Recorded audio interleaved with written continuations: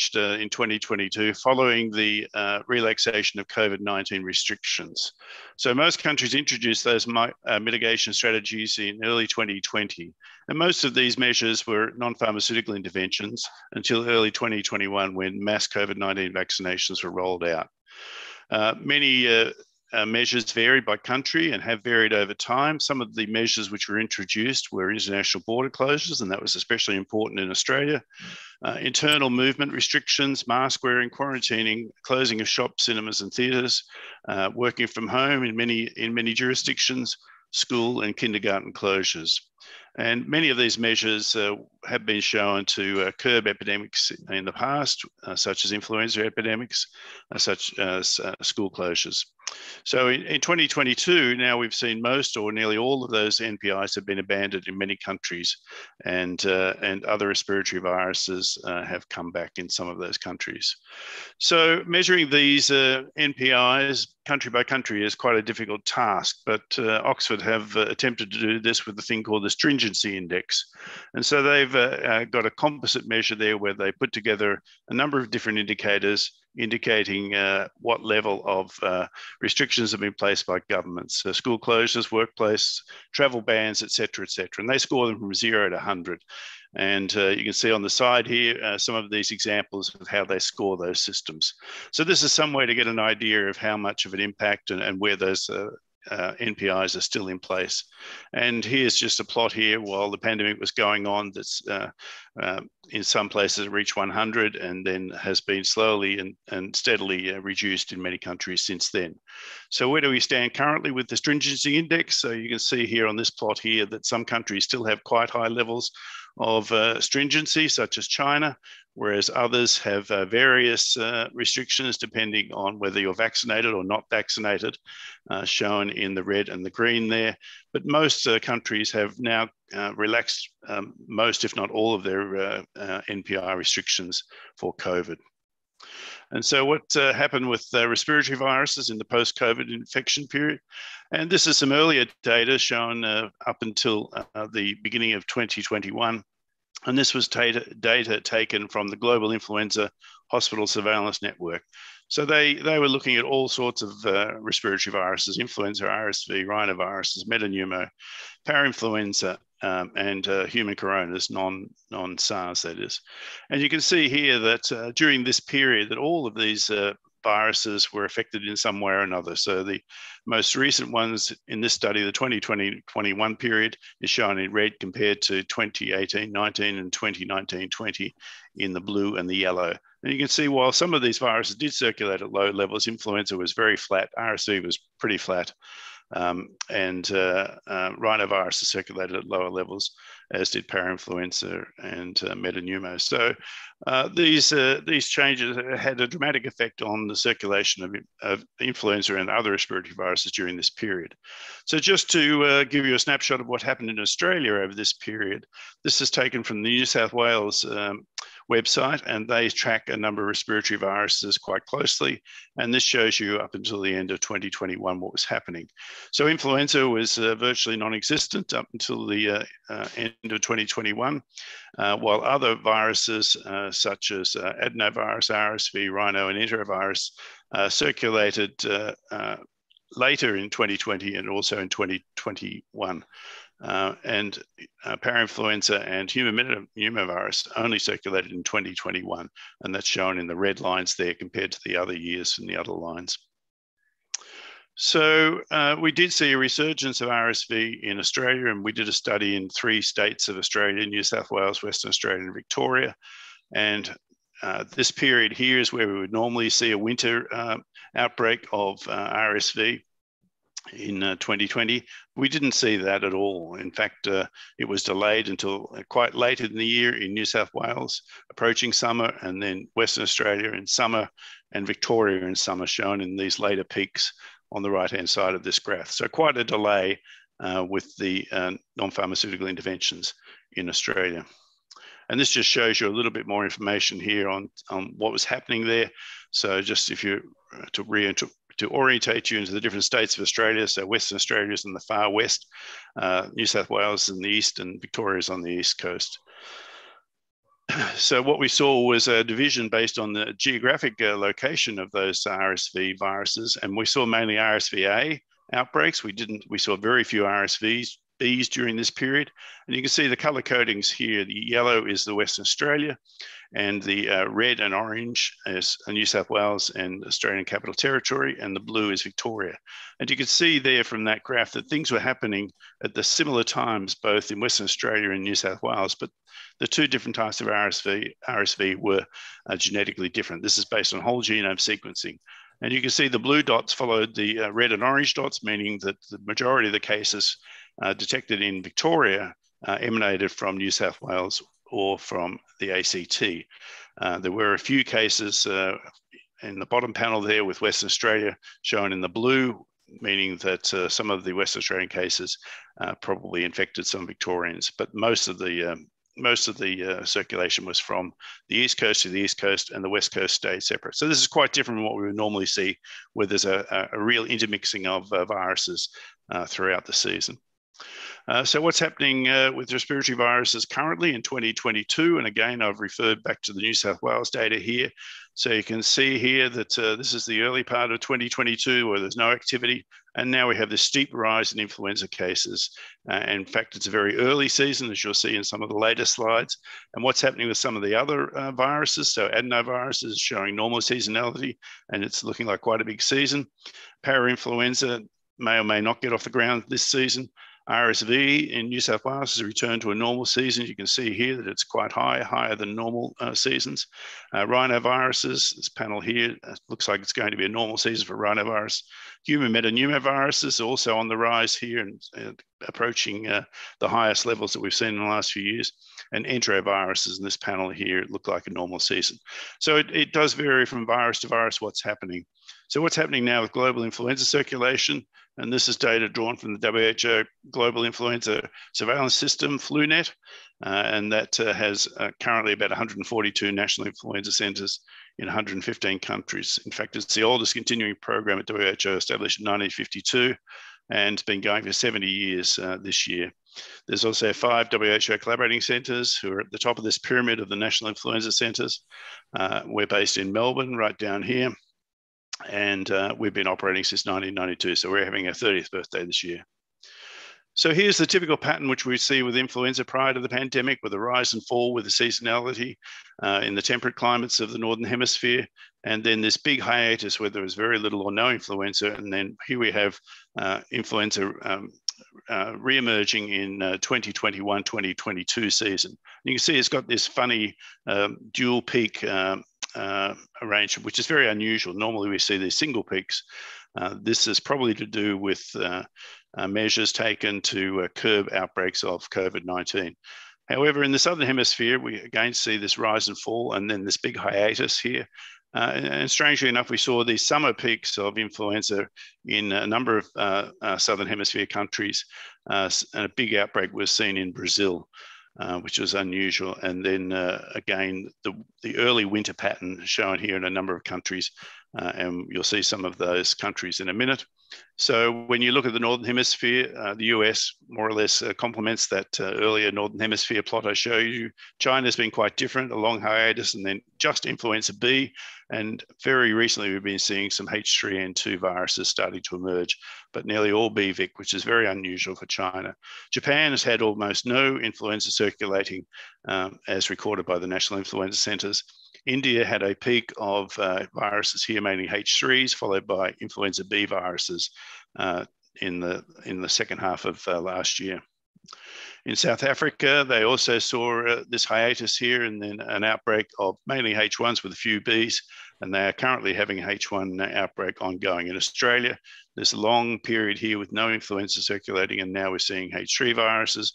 Brazil, as I mentioned earlier, shows this high peak in their summer in 2021, 2022, and this is the current outbreak of H3, which is ongoing in Argentina at the moment. And here's a snapshot from the latest WHO fortnightly report here. So you can see there is low-level activity in the Northern Hemisphere, as well as considerable activity in the Southern Hemisphere.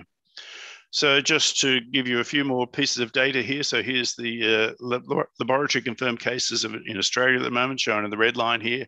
and the previous 5 years shown in the dotted line. So you can see this year we're off to a very early start, and that peak just keeps going up and up and up. In terms of severity of season, it's early in the season, so these numbers will change. But the total notifications for lab-confirmed influenza, which are the tip of the iceberg, is some 87,000 to date. We've had 27 deaths with an age range of 11 years to 90 years. And that's probably a normal sort of severity. So in terms of what we do in the laboratory, we do a number of different things here: antigenic sequencing, genetic sequencing, and antiviral resistance. Here's where we get our samples from, so right through Southeast Asia, and thank you to all the labs who might be on the call today who supply us with samples to look at for influenza. This is the current sort of breakdown. We're seeing mainly a H3N2 outbreak here in Australia at the moment. It's consistent in all the states. New South Wales did see more H1s and virtually no B viruses. So these patterns differ from year to year, as you can see in the different colours here. But most years which we have big years for influenza are H3 years. So we've had big years in 2022. Prior to that, 2019, 2017, 2012, all showing predominantly H3 viruses. B viruses, we've seen all B Victoria viruses so far this year, only a few of those though. And when we look at the complexity of the viruses which have been circulating when the pandemic was in operation and we had all those NPIs in place, there was also not only fewer viruses, that the complexity and diversity of those viruses was also reduced, as shown in this diagram here. In this publication, if you want to have a look at this. So H3 and H1s went down to just a couple of different genetic clades. This is based on the HA sequence of influenza. And interestingly enough, the B Victoria went down to one major clade. And even more interesting, the B Yamagata viruses, we haven't seen one of those since March 2020. So they may well now be extinct. Here's just a little snapshot showing you where things are at the moment. So the top panel is the global H3N2 phylogenetic analysis, and that black line shows you to the right of that black line is the 2022 viruses. So all the viruses here, and you can see that they are virtually all in this one clade, and this pie chart shows you the situation there, although this is for the last 2 years. And in Australia, we're seeing the same sort of thing, so just the ones shown here. And again, the majority of those viruses are H3N2 of a single clade. And interestingly enough, they match well with the Southern Hemisphere 2022 vaccine strain, which is shown with the X there. What's happening in the H1N1 is a little bit more interesting. So there seems to be two clades which are operating globally or circulating globally here. We've got the greeny viruses here and the yellowy viruses here, and you can see a global distribution here where Europe and Western Africa are showing mainly the green viruses, and Southeast Asia and Australia are showing mainly these yellow viruses here. And you can see that for Australia here, it's nearly all yellow viruses from 2022. And again, it's a pretty good match if you're trying to match up with these yellow viruses, that's a pretty good match. Not such a good match if you are trying to protect yourself in West Africa or Europe at the moment. So just a few words on vaccines. There's lots of ways of making vaccines. Egg isolates and egg produced vaccines are the mainstay of vaccine production, but we are seeing increased cell-grown viruses, which is good. We know that we've been doing eggs for a very long time, since the 1940s. Here's a picture of Macfarlane Burdett, an Australian Nobel laureate, inoculating eggs back in 1952. So that's a long time ago. Just a word on what the vaccines are currently in Australia and the Southern Hemisphere. So here's the recommended vaccines for both the egg-based quadrivalent vaccines and cell-based quadrivalent vaccines. And you can see here the vaccines marked in red are the changes to the 2021 vaccine for the Southern Hemisphere. And the viruses with a star on it were viruses isolated in our labs in the WHO Collaborating Centre in Melbourne. There was a couple of interesting publications that have come out that influenza vaccine could reduce the severity of COVID-19. These were early before vaccines were introduced for COVID-19, but it is an interesting sort of finding and probably requires more work, but an interesting finding nevertheless. So in terms of vaccinations in Australia, we're not doing so well. We've only around about 31% on this graphic. We're now up to 35%. So the vaccines used in under 5s, even though it's free, have been pretty low to date. The over 65s are doing much better, and the 5 to 64-year-olds around 24%. And most of the vaccines in Australia are given by general practitioners. One good thing that the early outbreak and the concern by the different departments of health is now that for the first time ever, influenza vaccine is being offered for free for everybody over 6 months of age in every state of Australia, with the exceptions of Northern Territory and the ACT shown in blue there. So in summary, COVID-19 pandemic has affected the normal seasonality of influenza and other respiratory viruses, including unusual outbreaks with some respiratory viruses, such as RSV. Some respiratory viruses continue to circulate throughout the COVID-19 period. Influenza circulated at low levels from 2020 to 2021 globally, but influenza has returned in both the Northern Hemisphere and the Southern Hemisphere. And the 2022 influenza season in Australia is early and going to be severe overall, I'm sure. It's likely to last right through winter into spring, with increased hospitalizations and deaths after 2 virtually non-influenza seasons. So as I mentioned, we're seeing H3N2 predominating with some H1, and we know that H3N2 affects all ages, and pandemic more so the kids. Vaccination rates are increasing. As I mentioned, we're up to 35% now, but still below the 2020 levels where we managed to achieve somewhere around about 50%. I haven't talked about flurona, but we can later in the discussion. So influenza and COVID co-infections appear to be relatively low, less than 1%, but it's still unclear, at least to me, about the outcomes versus single infections of flu with the Omicron variant. The RSV seasons have been variable. Post-COVID-19, some states have returned to normal seasonality, so New South Wales, Victoria and Queensland, while others still show unusual patterns, such as Western Australia. So just like Arnold Schwarzenegger said, I'll be back, so is influenza and so is RSV. So be prepared, countries who haven't seen these viruses circulating for a number of years. They're coming to you very soon. And this is the group that does all the work at the centre. Thank you. Thank you, Professor Barr, for the excellent presentation regarding the influenza epidemiology globally and in Australia. So later on, after the second talk, so we have a question and answer part. So thanks again, Professor Barr. So now I hand it over to Dr. Stephen Badman to introduce our next speaker. Thank you, Dr. Song. It's my pleasure to introduce Dr. Jonathan Chambers. Jonathan is a consultant clinical microbiologist with Western Diagnostic Pathology Services in Western Australia. And it was quite interesting to pick up on Ian's data in relation to some of the flu differences between Jonathan's part of the world and our Australian East Coast. Jonathan basically has worked in all the teaching hospitals in Western Australia, including the Perth Children's Hospital, and during his clinical training he worked at the Royal Perth Hospital, Fiona Stanley Hospital and Fremantle Hospital. And from people from Western Australia, they'll be very familiar with all these particular hospital settings. Jonathan was awarded his dual fellowships at the beginning of 2019 and was appointed as consultant clinical microbiologist at Western Diagnostic Pathology, and is also a consultant infectious disease physician at Joondalup Health Campus. And if I remember correctly, Jonathan, that's in the northern suburbs. In 2020, Jonathan was appointed the COVID-19 clinical lead at this particular health campus. And we've invited Jonathan to take us through his particular journey in using respiratory multiplex testing and how it's transformed his practice. Welcome, Jonathan. Thanks very much. Thanks for the introduction. I'm just going to share my screen and get started. Is that all visible and looks normal? Yes, it does. Thanks.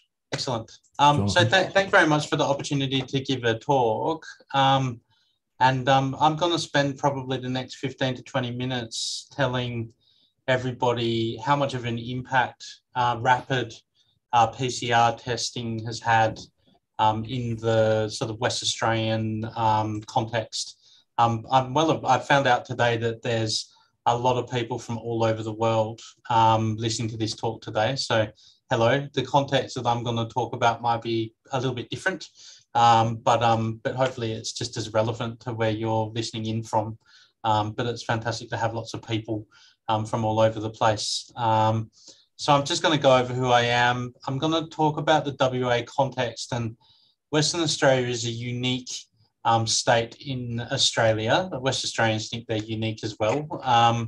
And there's been a few differences here, perhaps compared to the rest of the country and the world, which kind of has been alluded to in Professor Barr's talk as well. I'm going to tell you what kind of PCR testing I've been doing and validating and verifying and working up in the last couple of years.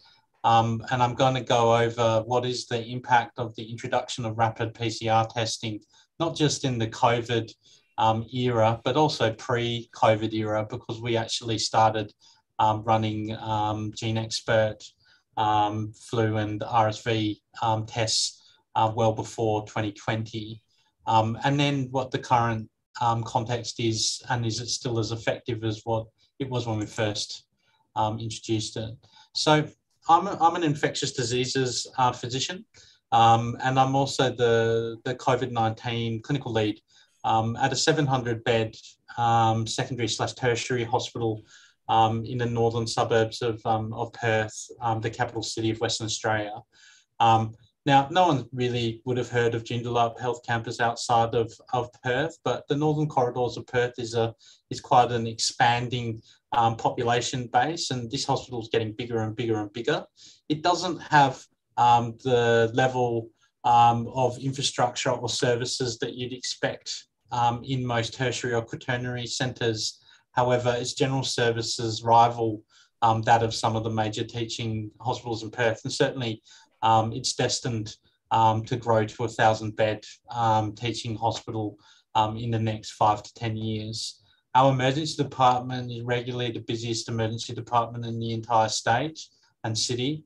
And we're also, people may not remember or realise that we're also the first hospital in all of Australia that had significant COVID-19 admissions.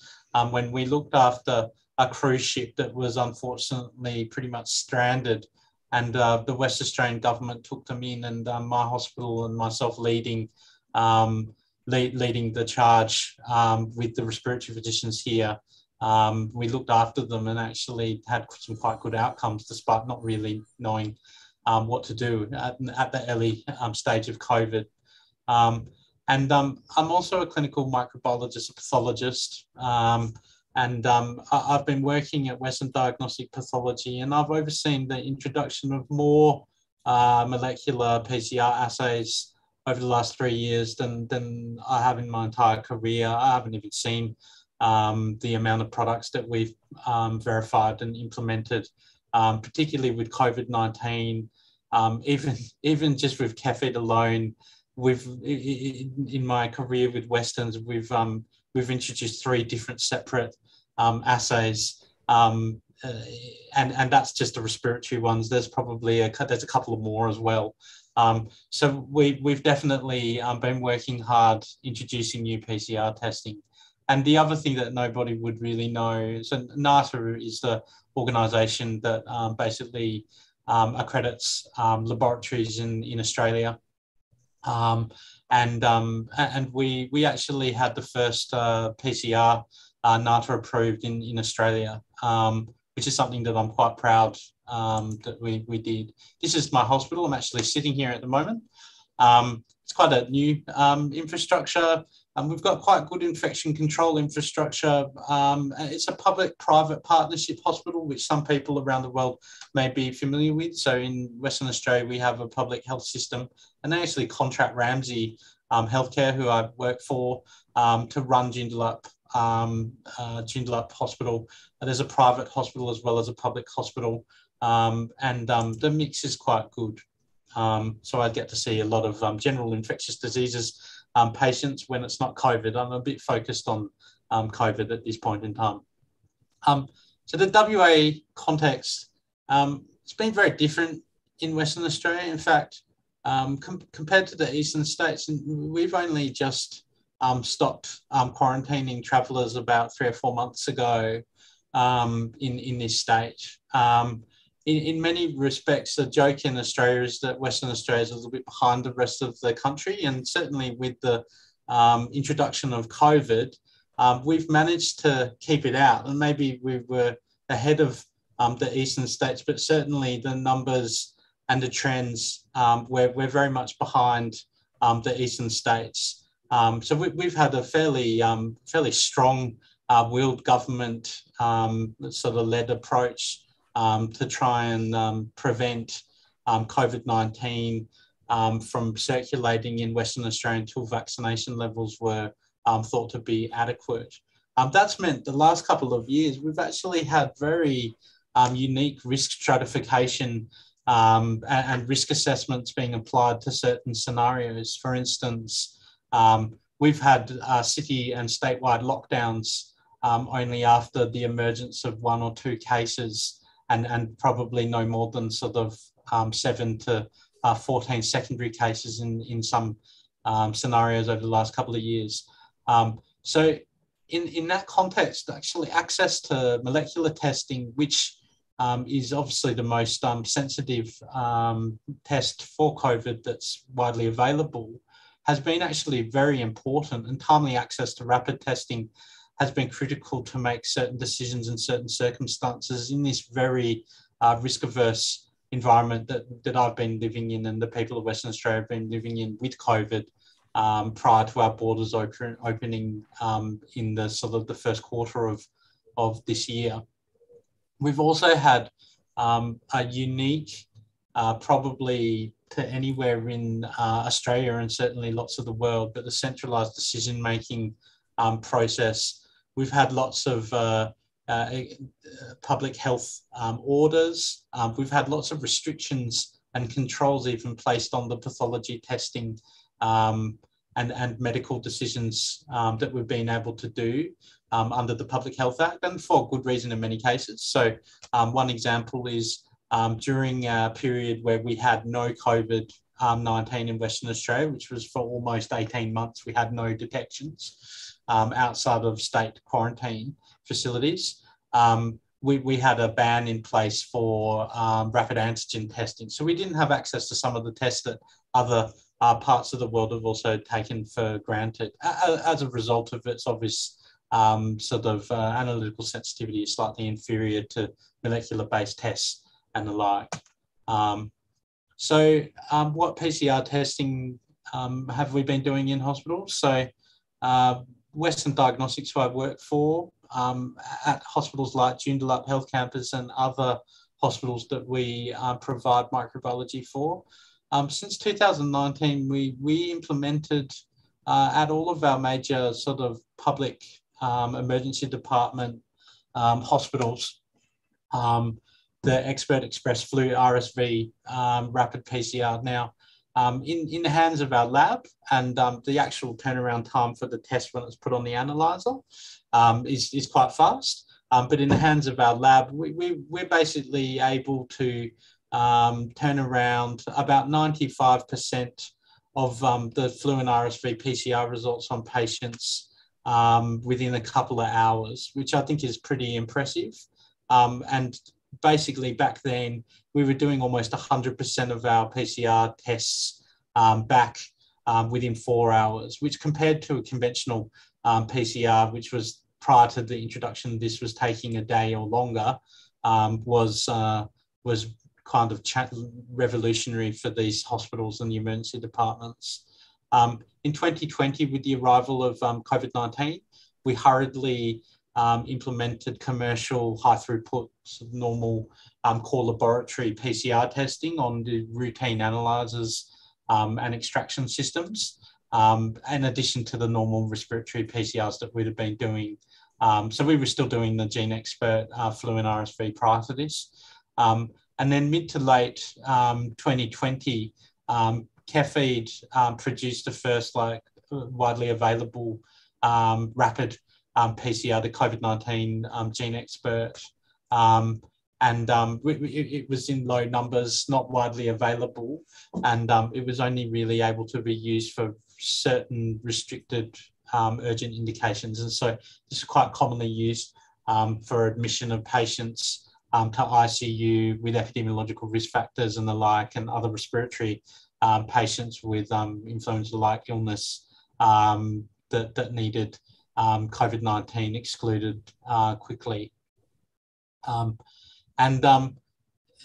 The other area where this actually made a big difference was in the setting of theatres and operations and urgent operations. So in many cases, you'd be amazed at how many phone calls that I've had over the last 12 months about patients that had mild respiratory tract infection symptoms that were due to have urgent surgery or due to have surgery.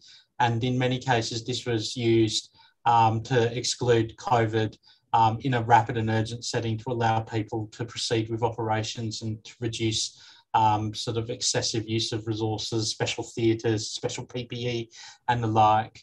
And then my lab was lucky, and I'm a bit of a pain in the neck, and Kathy probably knows this, but as soon as I got word that there was this new 4 target PCR assay with COVID, flu and RSV, I wanted it. And I hassled our local rep, and we actually managed to get some to trial as an internal sort of review and validation. And I think we were one of the first laboratories in Australia to get hold of this test and put it through its paces, and it performed flawlessly compared to the other 2 assays, the Express Flu RSV and the COVID-19 Gene Expert. So basically equivalent in many respects. And so it took 2 different tests into one. And from the 28th of June 2021, we widely implemented this assay, which I call the 4-plex assay, at our major hospitals. So every patient that presents to Joondalup Health Campus at this point in time with influenza-like symptoms, respiratory tract infection symptoms that would have a testing performed ordinarily now get a rapid 4-plex PCR, which leads to a rapid sort of reduction in the turnaround time from sort of assessing patients and actually confirming a diagnosis of COVID-19. So we'll get to that a bit later. So for those of you, hopefully most of you have some familiarity with labs, but this is a Magna Pure extraction system in that top corner. This is a PCR analyzer. This is a Cobas 6800, which is a high throughput PCR analyzer. All of these platforms are the sort of the types of things that COVID PCR testing was run on initially. This is an extractor and an analyzer all in one, and allows you to sort of load things at one end and the results pop out. These 2 are used in conjunction. So there's 2 steps in the PCR. You always need to, you get whatever you're wanting to test. So in COVID, it's a swab. You run it through your extraction system to get extract of nucleic acid, and then you run the nucleic acid through the analyzer, you running your particular PCR on its given targets. And so this is how we had to do our testing when we started.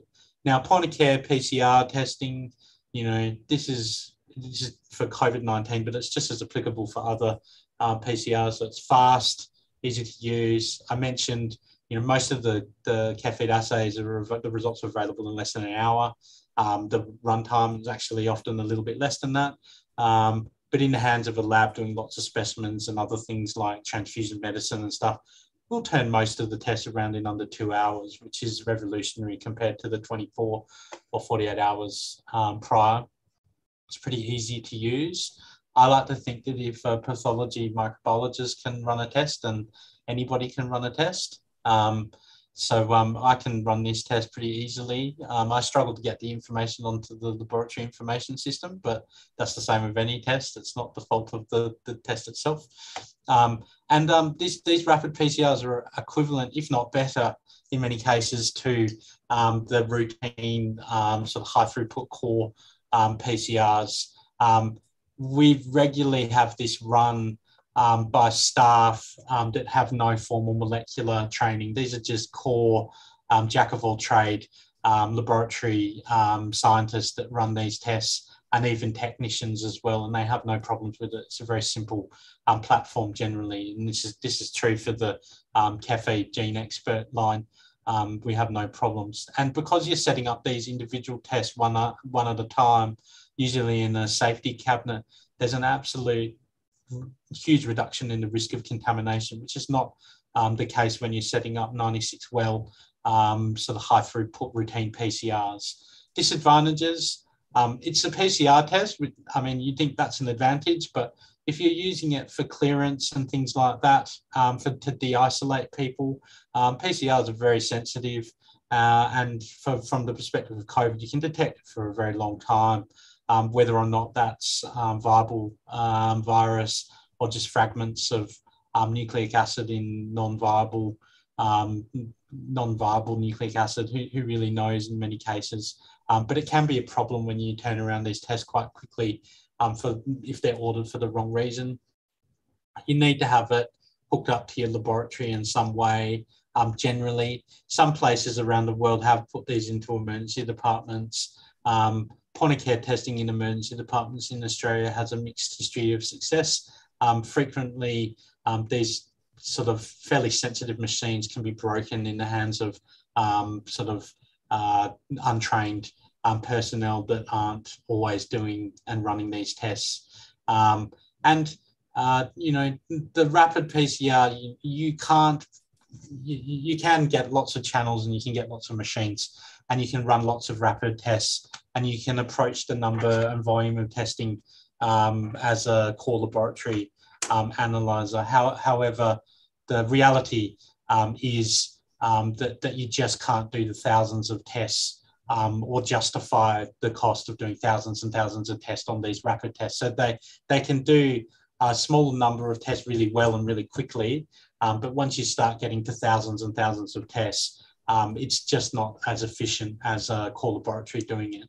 However, in a hospital setting, particularly, these tests are second to none.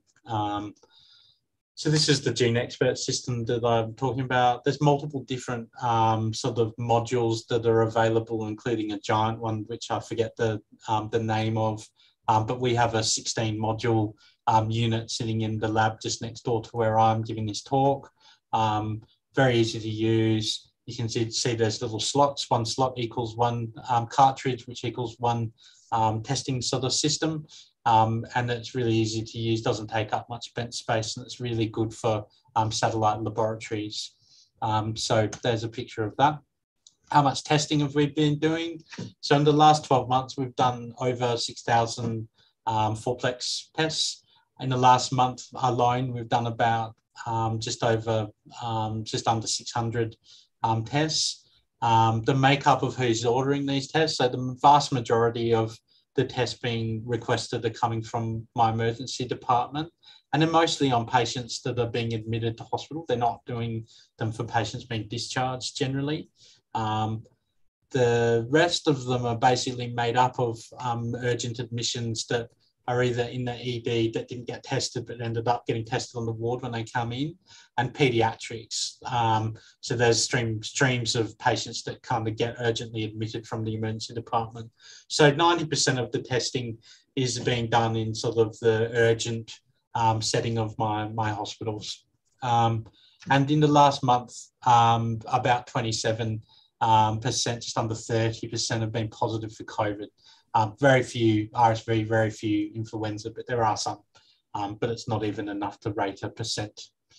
So we're doing quite a lot of testing, and the impact on the testing is, there's a dramatic reduction in turnaround time, and dramatic improvement in bed flow from the emergency department. We can cohort patients safely with COVID or RSV.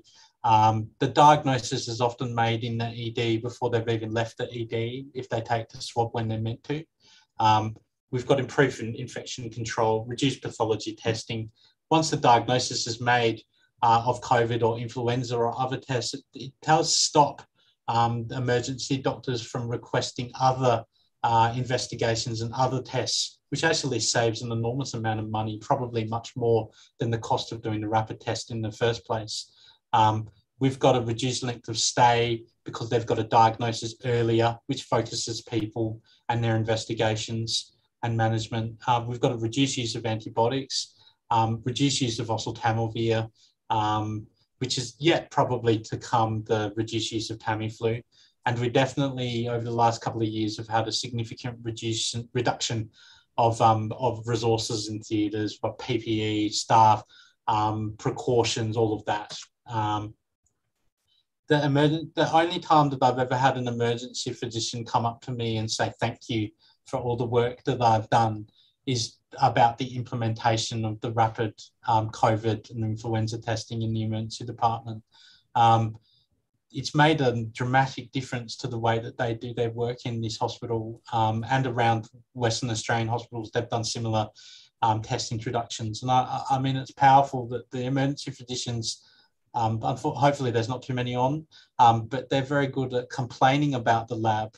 But rarely do I ever get someone come to me and say, thank you, and what a good job we're doing. And it was all about this particular test, which is pretty powerful. And as a result of implementing this, I've managed to make better inroads with the emergency department.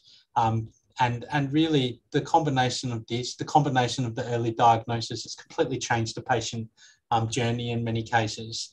I mean, from a old-fashioned physician perspective, you know, once upon a time we used to just slap everybody with ILI symptoms on oseltamivir, waiting for their influenza results to come back. And this now gives us the ability to not start treatment in a timely fashion. We can start it because we can actually diagnose someone. So we're not using the wrong treatment. We're also not wasting medication that can be used for other people. It's also nowadays, as we've got rapid antigen tests, we're doing more sort of discriminating of false positive rapid antigen tests. The other issue is if you deal with bed flow, nurse managers in hospitals, the concept of a person that needs infection control precautions because they may have an illness that needs precautions is something that my hospitals struggle with.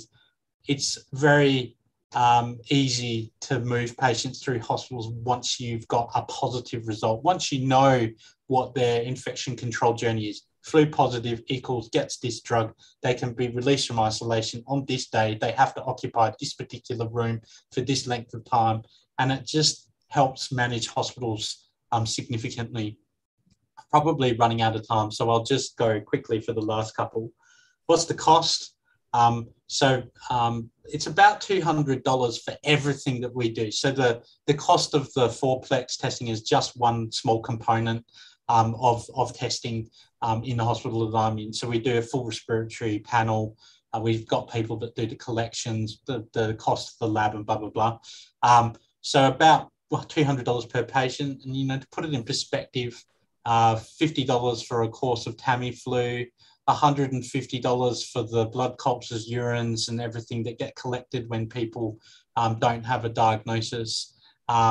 If you can't cohort someone, the cost for single beds is an additional $500 or $800 in this town. This is Australian dollars. Nosocomial infections, when you're not isolating people early and efficiently, thousands of dollars per case to the taxpayer in this state. We've had ward closures due to RSV and influenza in the past, but never with COVID. And each of them is in the order of hundreds of thousands of dollars, if not more. And antimicrobial stewardship, the cost in reduction of antibiotic use is hundreds of dollars a day. And we can't even measure the effect on antibiotic resistance that may come as a result of this. Is it still effective? Last slide. The RAT testings that we've had now available since January and implemented, it has taken some of the dramatic impact on the COVID-19 PCR testing, but obviously rapid antigen testing is not as sensitive as PCR, and it's not widespread for influenza or RSV. So it still has a dramatic place. And the figures that I've seen for influenza, I'm getting ready for one of the worst influenza seasons that I've experienced thus far.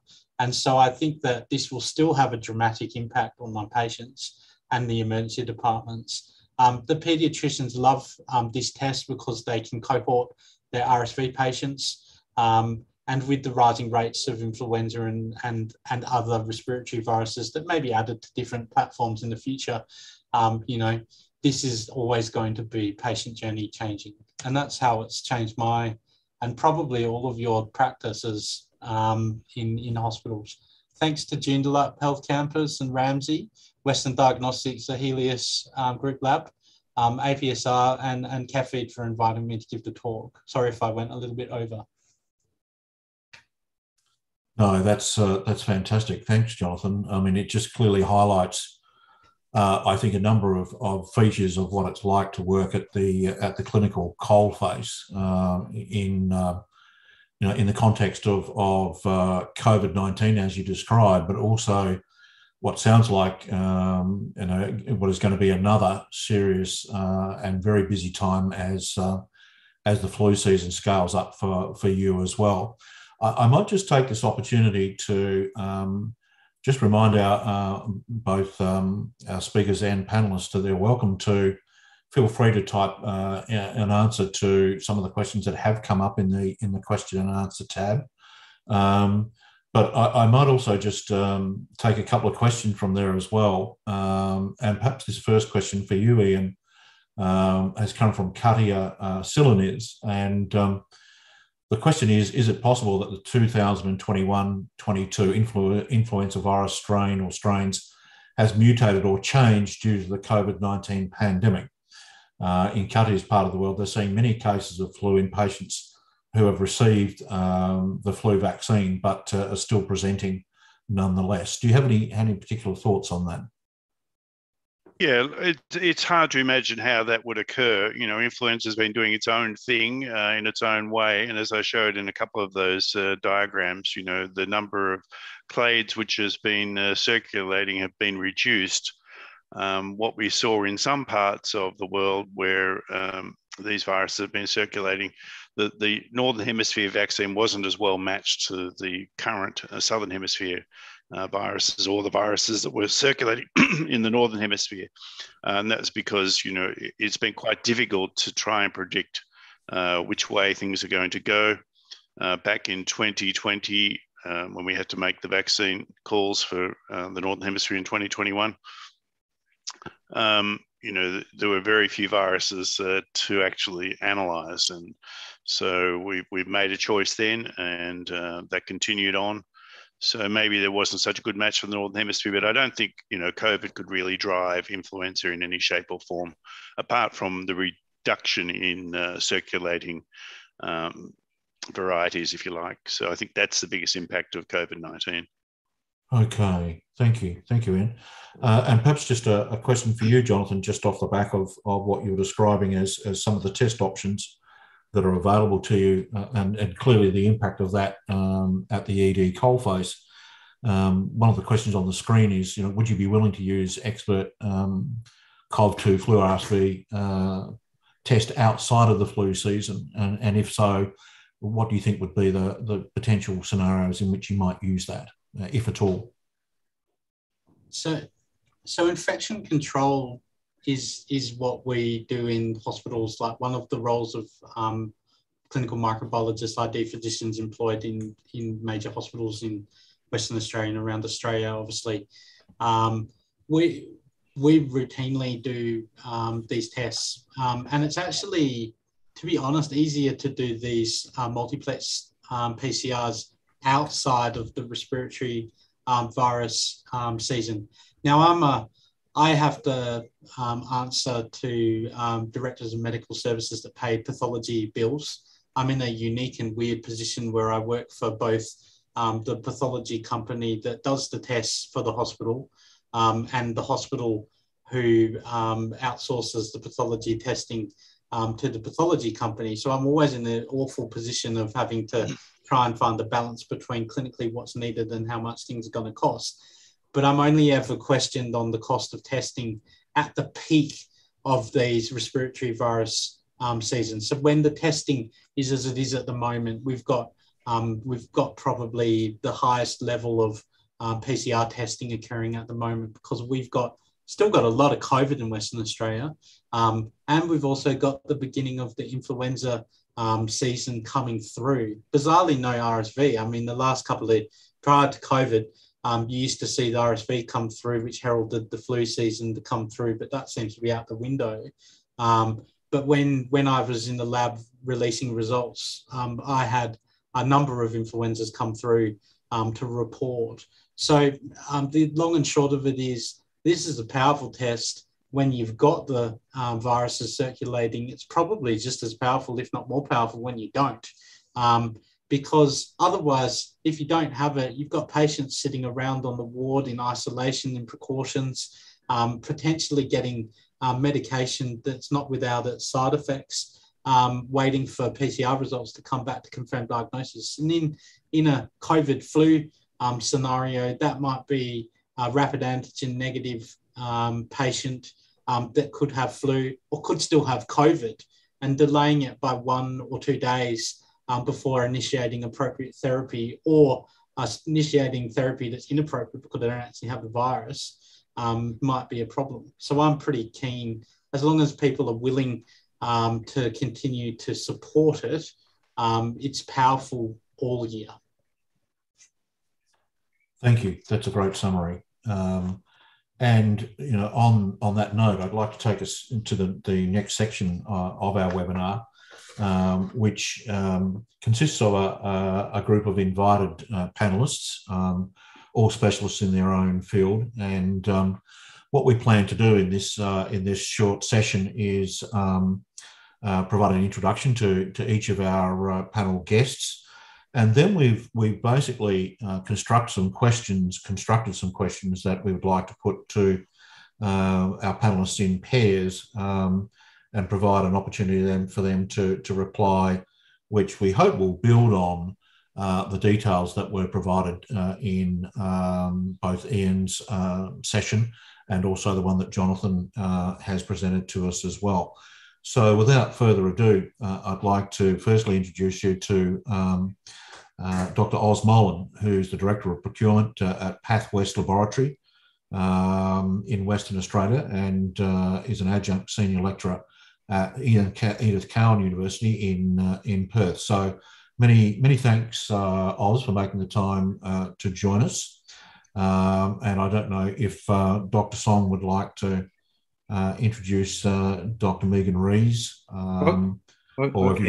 Yeah. Okay, Steve. I welcome our next panelist, Dr. Megan Rees, working as a consultant physician, respiratory, sleep, and general medicine, Royal Melbourne Hospital, Australia. Welcome, Dr. Rees. Great, thank you. And our next panelist is Dr. Varsha Poddar, who is with the Ian Influenza Group, and is the leader of that particular group at ICMR, at the National Institute of Virology, which is an influenza centre in India. So welcome, Dr. Poddar. So our next panelist for today is Dr. Peter Walk, working as a senior staff specialist, respiratory and sleep medicine, John Hunter Hospital, and conjoint professor, University of Newcastle, Australia. Welcome, Dr. Walk. So thank you to all of our specialised panellists. We're just going to just propose a few questions to each group. And this particular first question, which we hope will build on both the information that has been provided by Ian Barr and also Jonathan, helps to build a little bit more information around those particular two presentations, but also hopefully fill in some additional information in relation to some of the questions that we received either before the webinar or other questions that have basically been coming up since. So So this first question is to Varsha and Peter. And I've modified the question a little bit because of some of the data that Ian has already kindly presented to us. But essentially, do you think we are especially vulnerable to influenza and RSV this year, probably in the Australian context? And if so, why? I suppose, Varsha, your perspective would be very much from your own country, and we'd be very keen to hear about that. And perhaps, Peter, from your perspective in relation to the Australian setting. But obviously, it seems like there's a lot of preparation going on in terms of bracing ourselves for this particular influenza season. Do you think that we are especially vulnerable, and what do you think might be some of the reasons for that? Thank you, organizer, for giving me opportunity. As Dr. Ian presentation, we saw that in 2020 or 2020-21 season, we didn't have any influenza activity or other respiratory viruses. There are several reasons to that because of pandemic. Basically, there was a travel ban, there are boundary closures, then there was again quarantine measures taken. Even non-pharmaceutical measurements played important role to reduce these other respiratory virus infections. But in 2021, we could see the influenza activity or RSV activity again in circulation, like these two viruses were again in circulation. And yes, in 2022 now, if we talk about the Southeast Asian countries, there was really a, we could see in 2021, there was a circulation of influenza, especially H3N2 and influenza B Victoria lineage viruses. So this year also we are right now started seeing the activity for influenza and RSV, especially RSV in children. But influenza, we are seeing H1N1 as well as H3N2 in circulation in India. India is, if we are talking about in India. So now everything is open. Now there is no strict adherence for the border closures, and there is no longer kind of after the travel, there is no quarantine is enforced. So this spread of influenza is inevitable, and we are like need to be vigilant for this. So yes, there will be a kind of there will be a influenza infection will be in circulation, and we have to be vigilant for that. So basically, each and every age group will be vulnerable. I will put in that way, because in India, we don't really practice the influenza vaccination. Healthcare workers are maybe taking the influenza vaccines, but the common population is not practicing influenza vaccination. So mostly children and elderly group will be at risk for influenza and other respiratory virus infections. And we are right now started our surveillance activity using the combo assay, like we are screening influenza as well as COVID together so that we can track the infection in early stage. Thank you. Great, thank you, Varsha. And Peter, your perspective? Thank you, Steve. Look, I think Ian's last slide was very apt with Arnold Schwarzenegger, and the last couple of weeks for New South Wales Health has felt like he's arrived. We've unfortunately seen quite a marked increase in influenza cases that have really come into the system. We saw quite a peak, particularly in younger children and adults in the last month or so, but there's been a steep rise in presentations to emergency departments and also hospitalizations. So in the week ending the 4th of June, we tested approximately 53,000 PCRs in New South Wales Health. 11% of them were positive for SARS-CoV-2, and around about 15% were positive for influenza A. The majority of those cases are H3N2, unfortunately. We're seeing a steady rise, as I mentioned, in hospitalizations. And in that same 7-day period, around about 50% of our hospitalizations for people over the age of 65 were due to an influenza-like illness or pneumonia, and around about 16% of those aged 0 to 4 years. So we're really seeing a combination of both flu and SARS-CoV-2 really coming in at the same time. And while there have been some reducing numbers of Omicron BA2 in the New South Wales community, there's still quite a bit out there causing a constant movement of patients in. Unfortunately, as we would predict, the vaccine is for influenza is not as effective in preventing hospitalizations as what we've seen, of course, with the mRNA vaccines against COVID-19.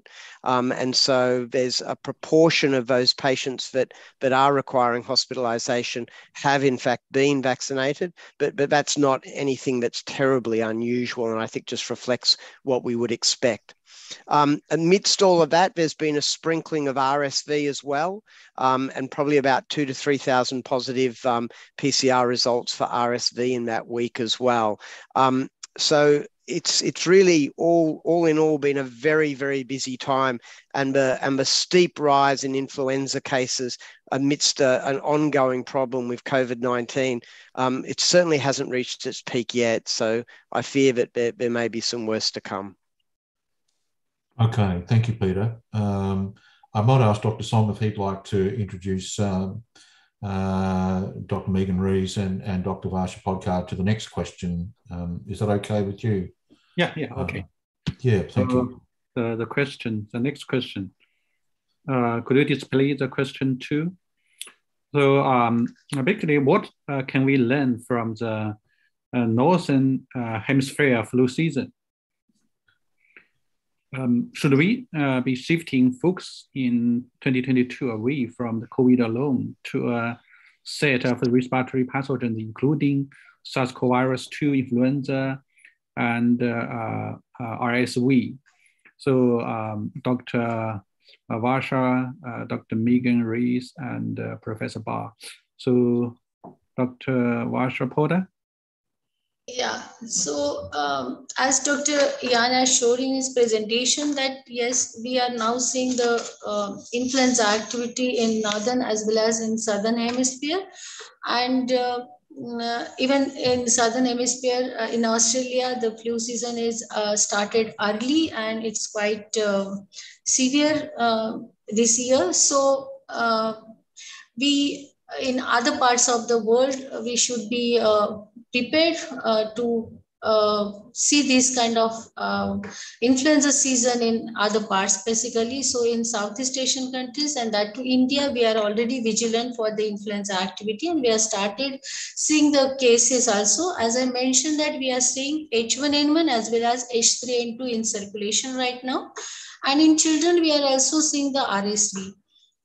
So apart from COVID-19 testing or SARS-CoV testing, we are right now focusing on influenza and RSV in hospitalized cases mainly, because COVID-19 cases, sometimes they are from the referred sites with the asymptomatic, they are mainly asymptomatic, but we are focusing on the SARI-like cases or influenza-like cases, and we are testing these samples for all 4 viruses. Oh, okay. Thank you for your information shared. Dr. Megan Rees. Thank you very much. Thank you for inviting me to speak. Yes, I agree that we should be focusing more broadly, not just on COVID-19, but other respiratory viruses. And that's for a number of reasons. They share a similar transmission mode. So non-pharmacological things that we can do to reduce transmission for COVID-19 should also help to reduce transmission for influenza, hand hygiene, and so forth, wearing masks in public places. But also the populations that are affected by these viruses are often most severely are often quite similar. So people at the extremes of age and people with comorbidities. And it's very hard to distinguish, in fact, I'd say impossible to distinguish between these viruses clinically. So there's great utility in testing for them simultaneously, because then you can differentiate exactly which virus you've got, reduce treatments for other things. And for a number of these viruses, we now have specific treatments. So I think it's a great idea for us to be broadening that perspective in addition to the fact that we know that they're all circulating. So we're certainly doing that at our hospital. So I'm from Melbourne in the south of Australia, and similar to Peter, we've seen quite large numbers of patients with influenza, a small amount of respiratory syncytial virus, although quite often with quite severe disease as well, people needing to go to the intensive care unit and be on ventilators, as well as a fairly steady stream of COVID infections through our hospital. So there's certainly plenty around and a lot of good reasons to test for all three at once. Okay, thank you, Dr. Rees. I totally agree. We should, focus on, so not the COVID-19 alone, but more broad, virus mixture. Since the people could get infected with influenza or RSV, especially when they have underlying conditions, so they may have a more severe condition for that. So I think totally agree. Professor Barr, still online. Do you have any comments for this question? Yeah, look, I think Megan has pretty well covered what I was going to say. I think that I'm always in favour of multiplex. The more respiratory pathogens, the better. I think the ones that are most concerned currently, SARS-CoV-2 and influenza, and RSV is always out there. So I think even though we don't have treatments for all of the other respiratory pathogens, it's good to know what that patient has, so you can triage them and you can reduce nosocomial infections if they're admitted to hospital, or you can take up non-pharmaceutical interventions as Megan's gone through. So I'm a very strong advocate for the more knowledge, the better you can treat those patients and manage the situation. Okay, thank you very much, Professor Barr. Also, thanks Dr. Ree and Dr. Porter for this, for the answering of these questions. Now, I think, Steve, do you want to handle the third question? Yes, thank you. That's a really nice segue actually into our next question, which is basically in the Lancet. You may or may not have seen a recent publication which outlined some data regarding 200,000 people in the UK who actually had co-infections with both COVID and flu. And when they analysed that data, it was obvious that people with co-infections were far more at risk of dying than from just COVID alone. I suppose my question to the group is, and this includes yourself too, Jonathan, do we think that early detection is the main key in trying to reduce those particular numbers? This question is for Megan and for Dr. Osmolen and yourself too, Jonathan, if you'd care to comment. Do you want me to start, or? I don't mind. I don't mind at all. Oh, good. I'm probably the worst person to ask this particular question to, because I've been locked in a state, isolated from the rest of the world for quite some time. Influenza is only just starting to poke its head into my world at the moment. We certainly have not had any mixed infections. However, I am very concerned about it. Prevention is always better than early detection, but very close to prevention is early detection. And there is treatment, reasonable treatment, that probably for both COVID and influenza is effective at reducing complications, but also from an infection control perspective, probably will reduce the transmission within a healthcare setting as well. Even some of the oral antiviral drugs for COVID look like, at least virologically, they reduce the amount of virus that's present. So that may have an impact on transmission. No data really to support it very clearly now, but I think it will probably come. So yes. Right, thanks, Jonathan. And Oz or Megan, would you like to add any thoughts to that? I guess I can just comment. I thought it was an interesting paper. So although they looked at 200,000 patients, only approximately 500 of them had co-infections. But even with those smaller numbers, they did see a significant signal to worse mortality for people who were co-infected with both COVID and influenza, but not COVID plus RSV or COVID plus parainfluenza. So I've only seen one patient actually that's had both infections at the same time, and that patient happened to do all right. But it would be not surprising for people to do much more poorly if they have both infections. Is early detection the key? Well, I think almost pre-detection is the key, knowing that both are circulating and that vulnerable people should be vaccinated and be, prevent acquiring their infection as much as possible. And so we strongly encourage all those vulnerable populations to be vaccinated, plus all those who care for them. So it's really, many people. Now that we do have some effective therapies for both COVID and slightly less effective for influenza, but there still is a drug therapy, early detection does allow you to institute those therapies early, and particularly for the antivirals for COVID, the earlier they're delivered, the more effective they are. So I think early detection is incredibly useful in this situation. Thank you, Megan. And Oz, your thoughts? Thanks, Steve. Yeah, look, just to echo, I guess, Jonathan and Megan's comments, prevention obviously is the best, is a key driver here, but following closely to that is early detection. And I think given the circumstances with COVID and the rapid response that we've had to mount, particularly from a laboratory medicine perspective, early detection is certainly a key driver. I also think that us being so laser focused on COVID and COVID protocols, that we've kind of, I guess, from a laboratory medicine perspective, almost have been a little bit short on our diagnostic capacity to support our clinicians with non-negative COVID results. And I think it is time now, particularly with us in the Southern Hemisphere going into the winter season, is to start looking at, multiplexing and what that brings into it. Certainly, the paper is interesting, and I came to the same conclusions as Megan did. However, I do think there's certainly there's an impact on what the data can do. I mean, imagine if we did this a year ago, the data alone from a surveillance perspective certainly would have been able to drive some key decisions, particularly at a protocol and a state health perspective. So I think we have a lot to learn from our Northern Hemisphere cousins, but early detection, given the circumstances we're in, certainly will be a key driver. Great, thanks very much. Dr. Song, would you like to pick up the next question? Okay, the question 4. So, can I, Professor Barr's got his hand up. I'd be really interested to hear what he has to say. Sorry. Okay, no problem. All right, I'll try and keep it. Thanks, Jonathan. I'll try and keep it short. Look, I think the one thing you haven't got on that slide is that this was a study done in hospitalized patients. So, there may be an effect in hospitalized patients. It was 4 times the risk of being put on mechanical ventilation, twice the risk of dying after they'd done some adjustments. But there has been an Indian study, quite a large study on co-infections, and Varsha might like to comment on this. They only had a small number of co-infections, but those people didn't do any worse than single infections.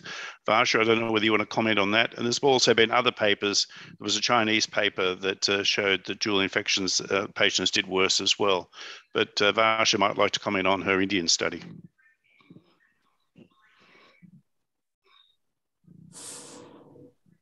Hi, Varsha. Did you hear Ian's comments? And are you able to comment on his response? I'm not sure if Varsha can hear us. Well, I can give you the snapshot. I think there was only about half a dozen or 5 cases in the Indian study, a large study. Go ahead, Varsha. Yeah. We saw the co-infections, but not all were like COVID and flu. There are some are with flu itself, like H3 and type B. But severity was not observed in this. Mainly out of 6, there were 4 were like influenza, 2 different influenza viruses co-infection.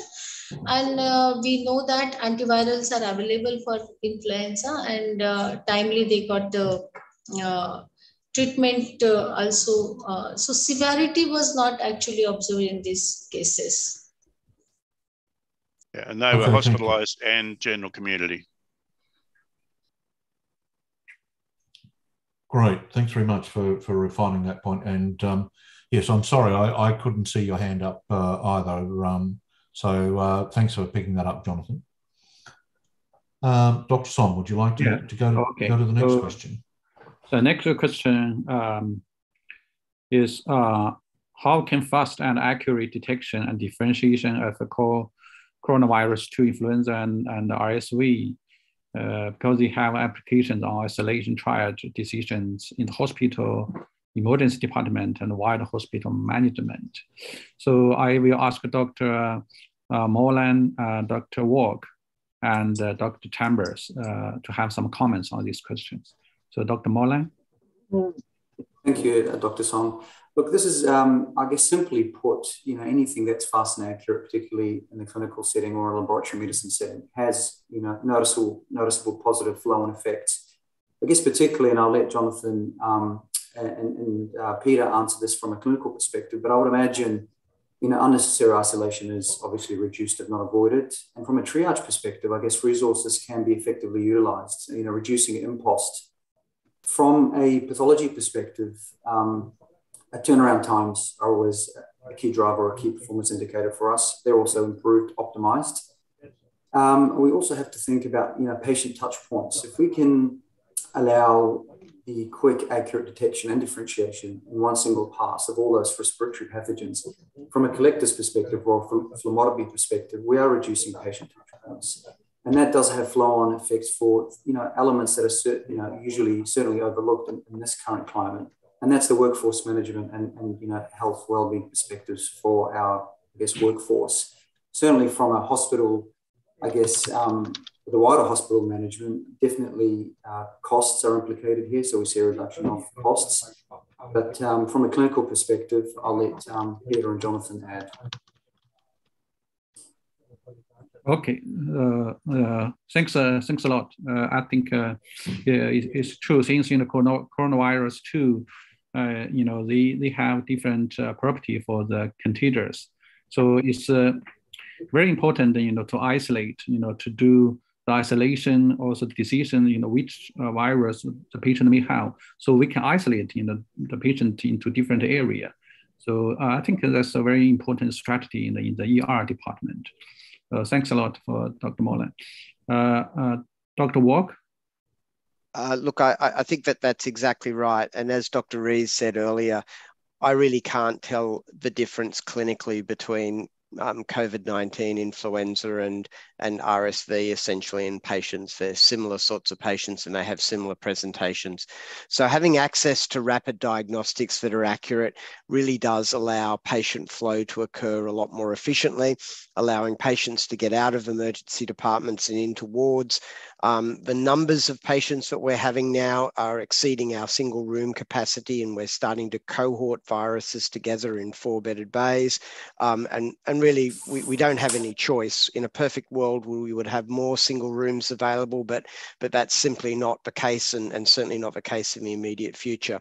So doing this effectively to minimize nosocomial spread amongst patients, and also, of course, to minimize nosocomial spread to healthcare workers and other providers of care, and even visitors becomes really quite important as well, and having those strategies in place. Some of the benefits that we have had from COVID have been some improvements in ventilation, and also the use of portable HEPA air filters to try and minimize some of the problems that we did have with recirculation of air in some of our ward areas as well. And we've had a bit of a build happening for some of our emergency departments to increase their single room capacity. Okay, thanks a lot. Very good comments. So Jonathan? So I'm going to agree, but also a little bit of disagreement as well.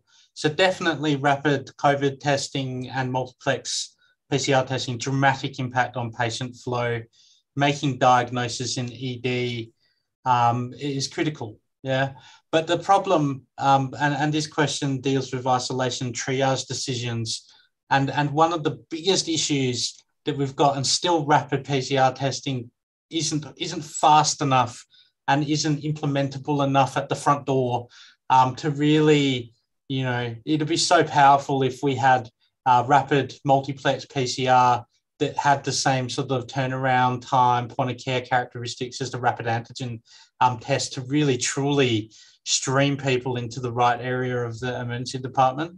And it may be coming with some of the technologies that are there, but definitely one thing that we've changed in my hospital is once they've been triaged, I've been getting people tested as soon as possible. And the earlier in the patient journey that you get them tested, the much more powerful these tools are to get people moving in and out of the hospital. And in fact, we've had patients who they thought were definitely coming into hospital for admission and that, and along the same lines of what everyone says, you can't tell the difference between any of these respiratory viruses. But once you've given them the diagnosis, then all of a sudden the clinician is able to make a decision that may not even involve the patient being admitted to hospital anymore. Yeah, powerful, but it'd be nice to be earlier to be even more powerful. Well, thanks a lot for Dr. Chambers. Yeah, we hope the amplification time of PCR could be fast enough that could make a quick decision as long as the patient admitted. So thanks, Dr. Moreland, Dr. Walk, and Dr. Chambers for the comments on these questions. So now, Steve, the next. Yes, thanks, Dr. Song. The next question is probably has a little bit more of an economic focus, given that often, we're often talking about the bottom line of various clinical interventions, etc. And this is a question for you, Oz and Peter, and for Ian, if you want to comment as well. But the question really comes down to, what can be the economic impact of having a confident test, particularly a multiplex test, result for influenza, COVID-2 and RSV in terms of hospital bed management. And Jonathan did touch on this a little bit earlier in his presentation in terms of triaging and also clinical decision making. But I wonder if you have anything further to add, Oz and Peter and Ian, in regards to the potential impact on that hospital bed management. Oz, would like to comment on that? Yeah, thank you, Steve. Look, the impact really is significant. Unfortunately, from a pathology perspective, it's probably not one that's so visible, but it is a very, very significant impost. I mean, yes, you could argue multiplexing has a high cost going in. Who pays for is a different story. But there is a reduction of, as I said before, touch points. There is a reduction of reflex testing. There is a reduction in inventory management. There's a reduction in collection costs. There's a reduction in processing costs. And that can be, you can put a dollar figure to that quite noticeably. So really the economical, impacts are significant, and multiplexing does drive that to a lower standpoint. From hospital bed management, again, I'll let the clinical colleagues answer for that, but I would imagine that they would see the same thing, albeit it would be translated into, a more efficient hospital bed management strategy, a quicker turnaround time. From an economic perspective, certainly from a laboratory medicine viewpoint, it's a massive impact and one that's unfortunately often overlooked. Thank you. And Peter, some added thoughts if you have them? Well, I'm certainly no economist, but look, I think it's very hard for us to go back, isn't it? Now we have these effective tests, we can make these diagnoses available, and it really doesn't sit well with me if we're going to ignore them and then not put in place effective infection control. It is blindingly obvious that these viruses are transmitted through airborne spread, and we have to have effective mitigation strategies in place. Otherwise, other vulnerable patients will become unwell and suffer serious consequences, which unfortunately include death. And of course, healthcare workers will become unwell, and that leads to often significant problems, but at least time off work, loss of productivity. And as we've seen with SARS, a lot of furloughing of staff really leads to serious problems for the health system functioning, although most of that, of course, wasn't nosocomial spread. So look, I think a lot of the economic values are down the track and not immediate, but I think it's impossible as clinicians for us to go back now and forget the science that we have painfully learned over the last 2 years and reverse the decisions we've been doing. We have these investigations available. We need to make use of them. We need to protect patients. And of course, we need to protect our staff. Right, thanks. Thanks for that, Peter. Any other additional comments from you, Ian? No, to close this question off? I defer to Jonathan. Let him have a go. He's much more au fait with this area than I am. Okay. Is there anything you'd like to add finally, Jonathan? Oh, definitely. This is what I do. I agree with everything that everybody said, and obviously I try to work out the cost of everything in what I do in my job. One of the worst things, though, and we're all guilty of it, is that we talk about estimates and how much we're going to save by doing this and that. The siloing in our healthcare system, and I work in the same one as Oz, is so rife that the power of the cost saving to the taxpayer of some of these powerful tools is completely lost. And in fact, many times I have to justify the cost of these tools to bureaucrats and medical executives. And it's a lot of arguing is involved. I'm very persuasive though. What we actually need is less microbiology science, and we need some health economics data to come and demonstrate it, because I actually think that even me just touching, and the stuff that both Peter and Oz have said is only scratching the surface. These tests, particularly a positive result, it's in the order of thousands upon thousands of dollars for the individual patient journey. And when you're talking about the services in the hospital and the changes that some of these things elicit, you're probably talking millions of dollars in a healthcare setting like Western Australia, millions upon millions of dollars by implementing some of these tests, but you don't see it because it's lost in the very expensive healthcare setting. Thank you. Yes, those hidden costs that you're describing are often hard to bring into the sunlight, and it's always a challenge. Thank you for that. Dr. Song. Okay, thank you, Steve. This question is also a policy-based question. Do you think we need changes in the local notification requirement on H1N1? We treat it more like a seasonal influenza, give it maybe still putting unnecessary pressure on the labs. I will welcome Dr. Porter and Professor Barr, have some comments on these questions. Varsha? Yeah, definitely. The pandemic H1N1 2009 strain now became a seasonal influenza.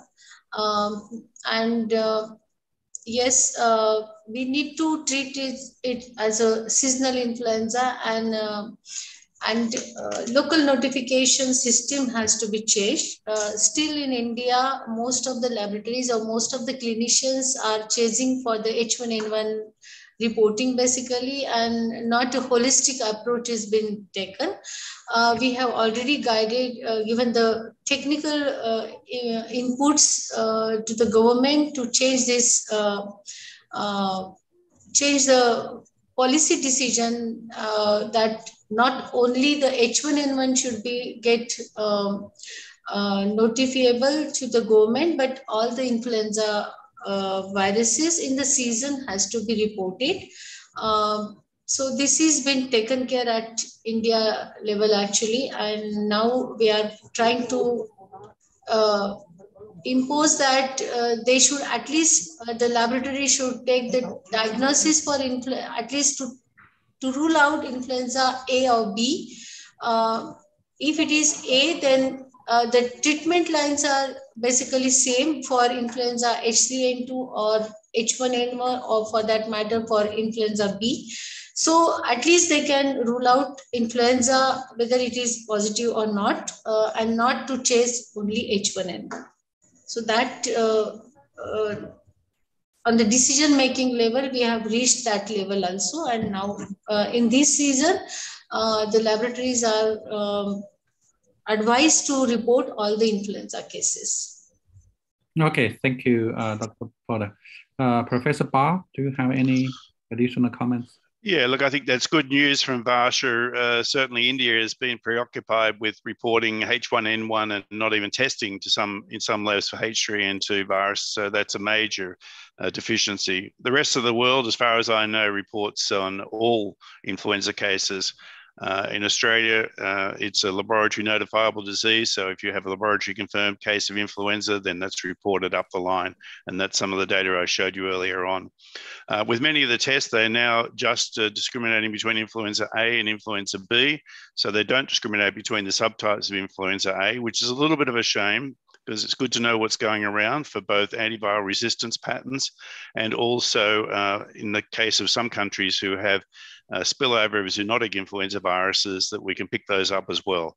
So I think I would encourage labs on the line here that if they are just doing influenza A and influenza B, that they do at least a proportion of their viruses to subtype them into influenza H3, H1, or an unknown HA subtype. Thanks. Okay, thank you, Professor Barr. Yeah, I think it's still important, is to know, which type of virus infection in the seasonal changes, since, the impact, for these different influenzas they're different. So we still need the rapid detection, assay, for all these, influenza identification and differentiation. So thanks, Varsha and Professor Barr, for this question. So next, Steve, you can quit. Thank you. I'm just mindful of the time too. So we're right at the slightly over the 90-minute mark, and this is our last question for our panelists. So I just wanted to quickly mention that we've seen a range of recent reports and efforts, basically trying to lay out what coping with COVID looks like, and wondering if the idea that COVID should be grouped with other respiratory diseases might be helpful, particularly to labs or others, or if it would actually not be helpful at all. So I'm just wondering if Oz and Megan have any further comments about that. And Jonathan, you're welcome to chip in if you want to as well. Thanks, Steve. Look, sorry, Megan, I'll let you go. Oh, no, I was just going to say, as a clinician, I'm not sure how helpful will it be to labs. Certainly, there's many benefits to the ward patients and their care. Perhaps it'll help the labs because we're not bringing up separately to order different tests. But I'll let Oz talk about that. Yeah, look, essentially, you've plugged the idea right out of my mind, Megan. Essentially, yes, look, there is a reduction of requests. Look, without doubt, we should be looking at multiplexing, and we don't have to look too far to see the benefits of that. Certainly within microbiology and molecular, you're starting to see that now in enteric and the meningitis and encephalitis panels. You're also starting to see in hospital-acquired infection panels. And then you look at the core laboratories, you've got panels like liver function tests and full blood pictures now that multiplex, a combination of 33 markers or 7 markers or what have you. The reality is we have to learn to live with COVID. And so we can't have COVID as its own separate function. And part of living with COVID, I think, is the incorporation of COVID into respiratory panels. What are the balances? Do we go for a 4-plex? Do we go for a 22-plex? I mean, some, companies right now or suppliers are certainly developing these massive respiratory panels. But that also, enables further questions, and perhaps not for this discussion, but do we move away from the single requests now? But what if a clinician requests 1 or 2 pathogens? Do you then do the whole panel if it's got 20 or 12 analytes in there? Do you have a duty of care to report on the other analytes? Who then pays the costs? Does that data just go into the ether, or do we have a duty of care to report it? I mean, I've got modeling to kind of determine what the best mix is, but it's probably not one I would like to share at this stage. It's still a bit in the crude phase. We've also got modelling to show what a missed request would look like. And back to Jonathan's point, about, well, what is A, the optimal mix, and B, if there was a missed request or a missed positive capture, what are the onflowing costs or the onflowing concerns? So there's modelling that we're developing at the moment. The reality is all this, I guess, overlooked aspects, like I mentioned before, reduction of administration and inventory costs with carrying, for example, 4 single, inventory versus 1 inventory or 4-plex. So there's all this, I guess, impact. In short, would it help labs? Absolutely. What the right balance is, what the value for money is, that's to be determined.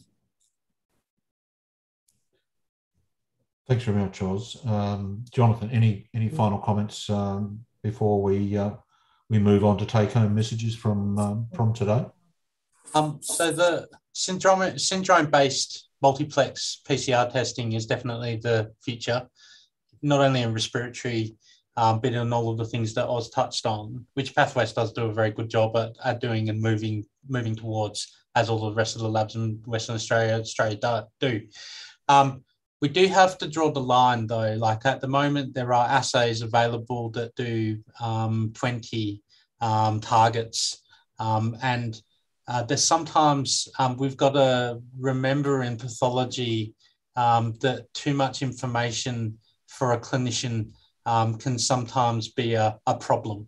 And we need to, there's this constant battle between pathology stewardship, which is essentially the right test for the right reason, for the right price, essentially, and making sure that the clinicians are requesting appropriately and have an understanding of what they're actually asking, and the tests are doing what they need them to.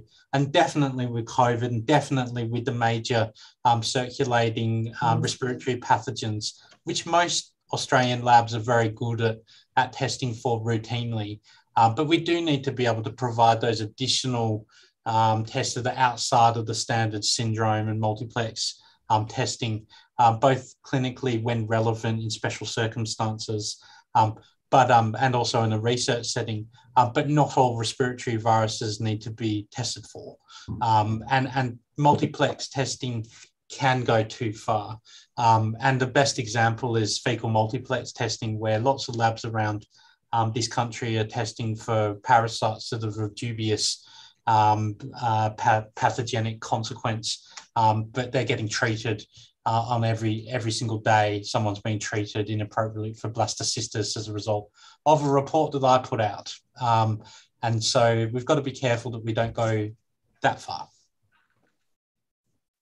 Great, thanks very much. So we just have one final question, which is a take-home message. And Dr. Song, would you like to just provide that broad-based question to the group, which is just an opportunity for people just to provide some closing comments and take-home messages, perhaps for the group, and because we're starting to bring this session to a close, and also very cognizant of the fact that Dr. David Lamb has joined us as well. So perhaps if I can just hand that over to you to garnish some final comments, and we can then move to Dr. Lamb. Yeah, so we invite the 2 speakers, Professor Barr and also Jonathan, as well as 4 panelists, to have 1 minute. That's to provide us just with their take-home message, perhaps from our session today. Do you want me to start, Steve? Feel free, Ian. Yes. Okay. Well, my message, in case you haven't got it already, is that influenza is back in a big way in Australia, and it's coming to you soon if you haven't already had influenza in the last 6 to 12 months. And vaccination is effective, and people have vaccine fatigue. So I think it's going to be a big push, and we hope that you'll help in getting people to consider vaccination for your upcoming season. Thanks, Ian. I think you're exactly right. The fatigue is palpable, and trying to encourage people to increase the rate of flu vaccination I think is going to be a challenge all around. So thank you for that, that closing comment. Anybody else? So can I? Yes, please. Go ahead. Varsha. So these two pandemics, we have learned that despite of our recent attempts for the detect and manage new infectious disease of hazard to the humans, we were unable to forecast that these zoonotic infections are going to be a pandemic strain. So to my opinion, One Health approach needs to be adopted. We must have a differential diagnosis, at least for the pneumonia cases, we should be vigilant. Also, maybe a human-animal interface to become, or maybe the viruses, zoonotic viruses, to become a pandemic strain, we required a lot of spillover, or maybe sometimes it is a single episode can lead to the this kind of outbreak scenario. So we need to be vigilant at both ends. There should be a comprehensive surveillance activity at human-animal interface. For the influenza and COVID, they are going to be remain a problem. And we have to be a combined testing, or maybe multiplex assays need to be implemented, which should be a cost effective. A rapid diagnostic are the future basically, and as Dr. Jonathan said, that it's really help in patient management, and there need to be more rapid tests to be there for the diagnostic purposes. And for influenza, it's going to be it will remain with us, and we have to be vigilant. We have to be continuous surveillance need to be there. And yes, vaccination is the option for COVID as well as influenza, and we should follow the norms as per the country's guidelines. Thank you. Lovely. Thanks, Varsha. Peter Walk had to leave us, unfortunately, but Oz and Megan and Jonathan, any final one-liners from you in relation to take-home messages for our audience? If I may, sorry, Megan. Go ahead. Thank you. If I may, I was just going to say, I guess, lessons learned in hindsight's a good thing, but I think moving forward, it's the strategic piece. This does take a combined effort. It does take a combined effort of clinicians, obviously, driving these requests, working closely with pathology, and then pathology and the clinicians working closely with suppliers. Particularly for new and emerging variants, we do need to kind of keep that triangle quite close and ensure that within the whole system, we've got that close relationship under a strategic directive involving the supplier, clinicians, and pathology. Thank you, Oz. Megan? My only comment is that clinicians should remain aware of the constantly changing epidemiology of pathogens around them and tailor their treatment accordingly. And so for Southern Hemisphere countries at the moment, that's coming into winter flu season, and broadening care to include COVID and flu is important. Lovely, thanks. And Jonathan? I just want to say that I hope that the ongoing support of sort of pathology continues and is recognised as being an important specialty going forward, because I think with influenza around the corner, or it's already there in the east, and with the COVID pandemic generally, like pathology services around the world have shined, and multiplex PCR testing, rapid testing, in many parts of Australia and Western Australia have only been possible with the whole gamut of pathology services, from pathologists to procurement to scientists and everything. And I think it's never been so front and centre. And although people forget about us in our little dark labs, some of us work around on wards as well. But it's good to engage with us, and we do have things to offer. And we can definitely, when working together with ward clinicians and hospital doctors, we can get things moving quite a lot faster than on our own. And so we've been working together quite well the last couple of years. Fabulous. Thanks very much for bringing that together and providing us with a really nice close. So I'll just hand back to Dr. Song because there are a couple of other small details to attend to just before we close for today. Okay, Steve, do we have time for the question and answer from the audience, or? I don't think we do, but we'll take we'll take some of those on notice. I'm just conscious of the time, and yeah, okay.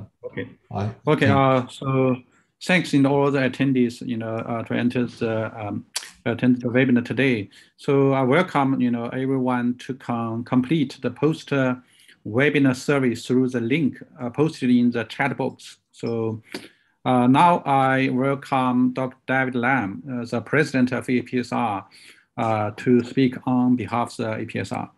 Professor Lam? Thank you, Dr. Song. And it's such an enjoyable symposium today.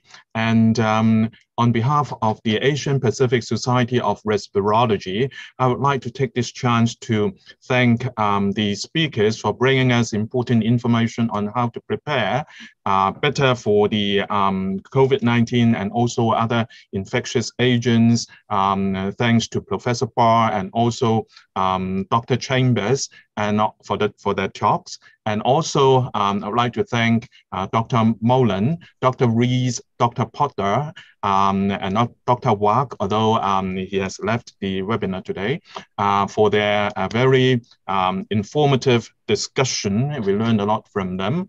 And also, I thank Dr. Song and Dr. Batman for moderating today's webinars, making it so smooth. Last but not least, I would like to take this opportunity to thank Ceviet for sponsoring this symposium, making this happen. And thank you all for the webinars today. And I do hope you an enjoyable and peaceful rest of the evening today. So may I draw this webinars to a close today. Thank you very much. Thank you, Dr. Lam. Thank you very much. So bye-bye. Now I welcome Dr. Steve Badman for the closing remarks. Oh, sorry. Sorry about that. No, that's fine. I have very little to add. That was a really nice roundup, David. Thank you for that. I just want to pay a special thank you to Dr. Song, the APSR team, and also to Varun and Annie. Varun is based in Sheffield in India, and also to Annie in Australia. The combined teams have worked very, very hard to try and bring you both an informative and an entertaining webinar this evening. And I hope that people have enjoyed it. We've had a diverse set of perspectives, which I believe were both interesting and hopefully met a range of needs, given we had such a diverse range of countries and health professionals who had signed in. So from my perspective on Cefied's behalf, I just want to thank everybody for their hard work, and particularly to our speakers and panelists who've provided us with very, very important perspectives, ranging from clinical perspectives to health economics through to epidemiology and a range of other aspects that we've covered today. So once again, thanks to everybody, and please do remember to complete the survey. That feedback is really important to us. Because we will do this again, and your feedback will help us to model and style another informative webinar. Thanks again. Okay, thanks, bye. Thanks. Also, thanks, Arena and Sugar. Okay, thanks, everyone. Bye-bye. Bye-bye. Thanks, everyone. Bye for now. Bye. Bye.